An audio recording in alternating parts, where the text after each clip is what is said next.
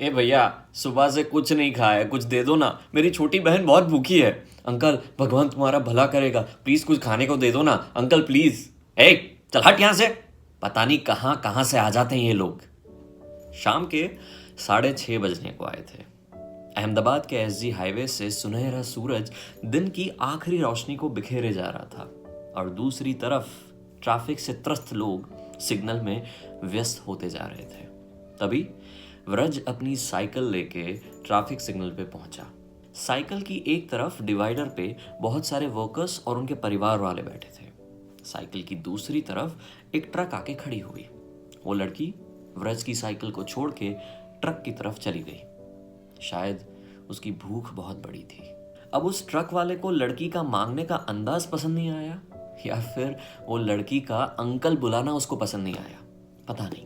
पर हे, चल हट यहाँ से। और जो भी बोला, वो ना सिर्फ व्रज को पर आसपास वाले सभी लोगों को चौंका गया। पर सभी लोग व्यस्त हो गए, क्योंकि ये तो हर रोज का है ना।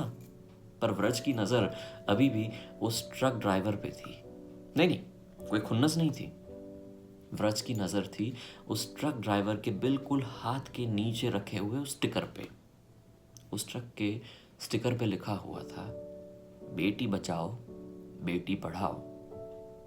ऐसी धुतकार की आदत शायद उस लड़की को हमेशा से होगी, इसलिए कुछ भी ना बोल के वो चली गई उस डिवाइडर के पास, जहाँ पे उसकी माँ छोटी सी बेटी यानी कि उस लड़की की बहन को लेके बैठी थी।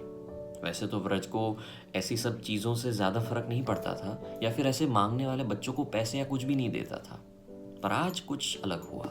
तो वो अपनी साइकिल से उतरा, जेब में जितने भी 40-50 रुपए थे वो थमा दिए उस लड़की की माँ को, और कहा, माँ जी, इनको खाना खिला देना, कहीं और मत देना, पर खाना ज़रूर खिला देना। वापस आया अपनी साइकिल पे, और फिर से वो ट्रक के दरवाजे के ऊपर लिखे शब्दों को उसने पढ़ा, बेटी बचाओ बेटी पढ़ाओ।